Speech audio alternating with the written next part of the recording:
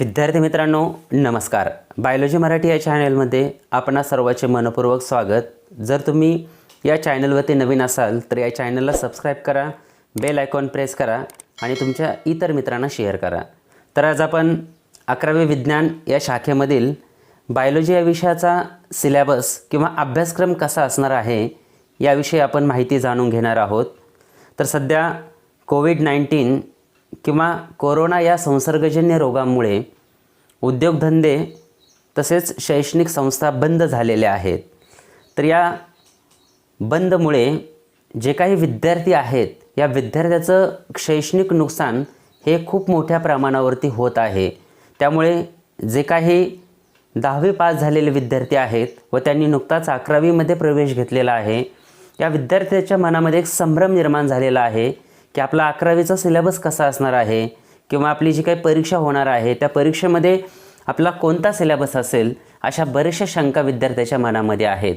तर या सगळ्या शंकाचं जर निरसन तुम्हाला करायचं असेल तर हा व्हिडिओ सुरुवातीपासून शेवटपर्यंत पाहायला विसरू नका. तर बायोलॉजी या विषयामध्ये एकूण 5 युनिट आहेत आणि टोटल 16 चॅप्टर आहेत. नीट लक्षात ठेवा. तर 11वी विज्ञान बायोलॉजी या विषयामध्ये एकूण 5 युनिट्स आहेत आणि 16 चॅप्टर्स आहेत. तर ते 5 युनिट कोणकोणते आहेत ते आपण पाहणार आहोत. तर सुरुवातीचा जो काही युनिट आहे diversity in a living world, दुसरा आहे सेल स्ट्रक्चर अँड फंक्शन, तिसरा युनिट आहे structural organisation in a organism, त्यानंतर चौथा जो काही युनिट आहे plant physiology and number 5 animal physiology. तर या 5 युनिटचा स्टडी, तर या 5 युनिटमध्ये 16 चॅप्टर आहेत. तर त्यापैकी जे काही 16 चॅप्टर आहेत त्यापैकी पहिला जो काही चॅप्टर्स आहे तो आहे living world, second systematic of living organism, number 3 kingdom plantae, number 4 kingdom animalia, number 5 cell structure and organisation, number 6 biomolecules, number 7 cell division, number 8 plant tissue and anatomy, number 9 morphology of flowering plants, 10 animal tissue, 11 study of animal type cockroach, 12th photosynthesis, chapter number 13 respiration and energy transfer, 14 human nutrition, chapter number 15 excretion and osmolar regulation, and chapter number 16 skeleton and movement. तर यामध्ये total 16 chapters आहेत. तर या 16 चॅप्टरचा study आपल्याला इत्ता 11वीमध्ये करायचा आहे. परंतु शासनाच्या नवीन नियमानुसार किंवा निर्णयानुसार आपलं जे काही शैक्षणिक वर्ष आहे या शैक्षणिक वर्षामधील बराचसा जो काही दिवस आहेत हे कमी झाल्यामुळे आपला अभ्यासक्रम देखील काय केलेला आहे, कमी केलेला आहे. तर आपण पाहणार आहोत की हे जे काही 16 चॅप्टर आहेत तर या 16 चॅप्टरमध्ये कोणता भाग इव्हॅल्युएशनमध्ये घेतला जाणार नाही किंवा कोणता पॉईंट डिलीट केलेला आहे याचा स्टडी आपण चॅप्टर वाईज पाहणार आहोत.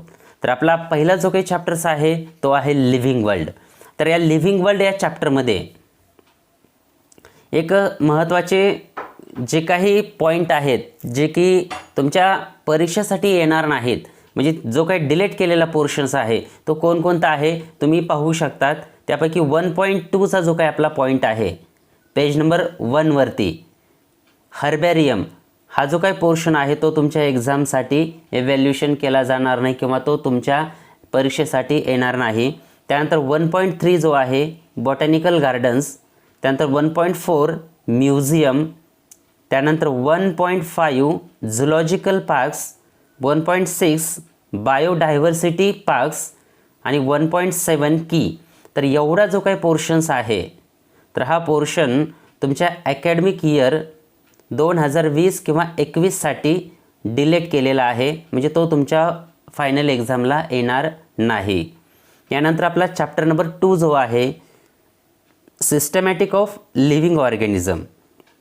तर या चॅप्टरमध्ये देखील काही पोर्शन डिलीट केलेला आहे. तर त्यापैकी नंबर 1 आहे 2.1 सिस्टमॅटिक, म्हणजे सिस्टमॅटिक जे काय आहे त्या सिस्टमॅटिकचा पूर्णतः पॉईंट डिलीट केलेला आहे. त्यानंतर नंबर 2 आहे 2.2 classification, 2.3 3 domains of life, 2.4 chemotaxonomy, 2.5 numerical taxonomy, 2.6 cladogram, 2.7 phylogeny, 2.8 DNA barcoding, 2.9 taxonomic categories, 2.10 taxonomic hierarchy, 2.11 unit of classification and 2.12 nomenclature. आता हे जे काही तुमच्या बुक्समध्ये पॉईंट आहेत, चॅप्टर नंबर 2 ज्यावेळेस तुम्ही पाहता तर त्या चॅप्टर नंबर 2 मधील हे जे काही तुम्ही स्क्रीनवरती पाहत आहात हे सगळे पॉईंट तुमच्या एक्झामसाठी किंवा 2020 किंवा 21च्या एक्झामिनेशनसाठी येणार नाहीत. म्हणजे तो पोर्शन तुम्हाला या वर्षीसाठी डिलीट केलेला आहे. त्यानंतर चॅप्टर नंबर 3 जो आहे आपला किंगडम प्लांटी, तर या किंगडम प्लांटीमध्ये 3.3 मधील जो काही बी आहे अँजिओस्पर्मी, तर हा पॉईंट किंवा हा जो काही पोर्शन्स आहे these are not evaluate for the academic year 2020 to 21 examination. म्हणजे 2020 किंवा 21साठी हा इव्हॅल्युएट केला जाणार नाही. त्यानंतर चॅप्टर नंबर 4 मध्ये किंगडम ॲनिमिलिया, तर या चॅप्टरमध्ये कोणताही पोर्शन डिलीट केलेला नाही, नो डिलेशन. नीट लक्षात ठेवा. Chapter number 4 kingdom animalia, chapter number 5 cell structure and organisation, chapter number 6 biomolecules, chapter number 7 cell division. तर हे जे काही 4 टॉपिक्स आहेत तर या 4 टॉपिकमधील कोणताही पॉईंट किंवा कोणताही पोर्शन डिलीट केलेला नाही. तर हे सर्वच्या सर्व टॉपिक जे आहेत हे तुमच्या शेवटच्या एक्झामसाठी राहणार आहेत. त्यानंतर आपण पाहणार आहोत की chapter number 8 plant tissue and anatomy. तर या चॅप्टर नंबर 8 मधील कोणता पोर्शन डिलीट केलेला आहे ते तुम्ही पाहू शकता. त्यापैकी 8.1 tissue, 8.2 meristematic tissue, 8.3 permanent tissue, 8.4 tissue system, 8.5 secondary growth in a plant, त्यानंतर 8.6 wood, 8.7 cork cambium and secondary growth and 8.8 anatomy of root, stem and leaf. तर एवढा सिलेबस तुमचा 2020-21च्या एक्झामिनेशनसाठी डिलीट केलेला आहे. त्यानंतर chapter number 9 morphology of flowering plants, तर या टॉपिकमध्ये 9.1 अँजिओस्पर्म्स, 9.2 morphology, 9.2 मध्ये मॉर्फॉलॉजीचा जो काही पॉईंट आहे त्यामध्ये ए आहे root, stem, leaf, fruit, seed. तर नीट लक्षात ठेवा. आपण जे काही मॉर्फॉलॉजीमध्ये रूट, स्टेम, लीफ, फ्रूट किंवा सीड याचा डिटेलमध्ये स्टडी करत होतो तर या ठिकाणी तो सिलेबस या ठिकाणी डिलीट केलेला आहे. त्यानंतर 9.3 मध्ये फॅमिली फॅबिएसी, बाकीच्या फॅमिली आहेत परंतु फक्त फॅबिएसी ही जी काही फॅमिली आहे तर ही तुमच्या 2020 किंवा 21च्या एक्झामिनेशनसाठी येणार नाही. त्यानंतर चॅप्टर नंबर 10 ॲनिमल टिश्यू, तर ॲनिमल टिश्यूमध्ये कोणत्याही पोर्शन डिलीट केलेला नाही.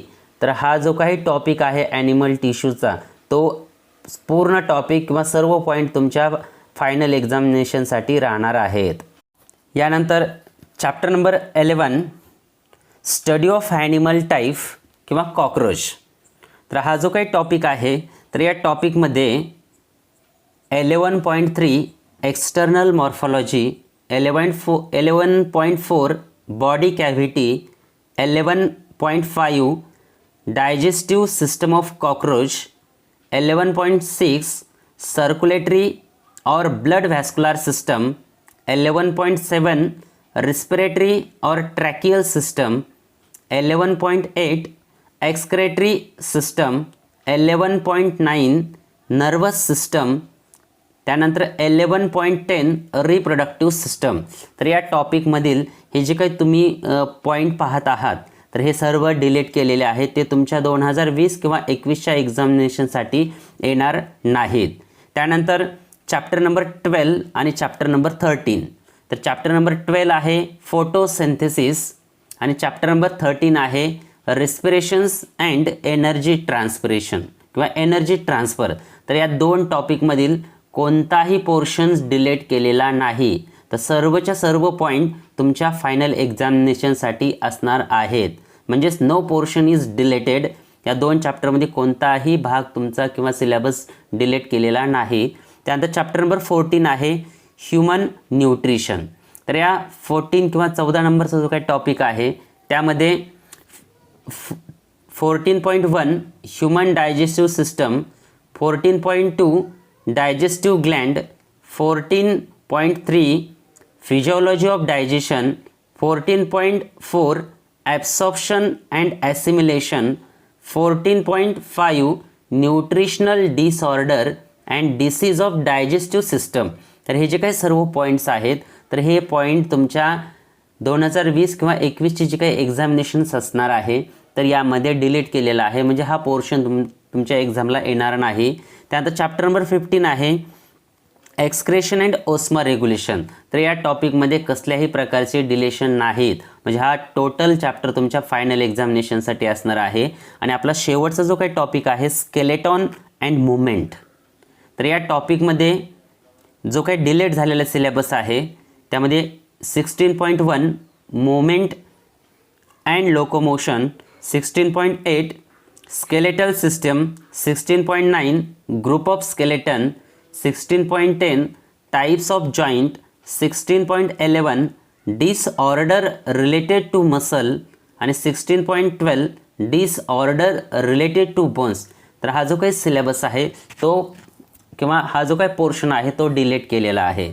तर एकंदरीत तुमच्या लक्षात आले असेल की आपले जे काही 16 चॅप्टर आहेत तर या 16 चॅप्टरमधील नियर अबाउट जर आपण पाहायला गेलो तर यामध्ये जवळपास 25 ते 30% सिलेबस हा काय केलेला आहे की कमी केलेला आहे. त्याच्यामुळे विद्यार्थ्यांना कमी दिवसामध्ये हे जे काही सिलेबस आहे या सिलेबसचा अभ्यास करायचा आहे. तर आपण यापुढे डिटेल्समध्ये 1 बाय 1 सर्व लेक्चरचा आपण स्टडी करणार आहोत. जर तुम्हाला या लेक्चरमध्ये काही सजेशन असेल तर तुम्ही कमेंट बॉक्समध्ये लिहू शकतात. आणि जर तुम्हाला हा व्हिडिओ आवडला असेल तर लाईक करा, तुमच्या मित्रांना शेअर करा आणि या चॅनलला सबस्क्राईब करा. Okay, thank you.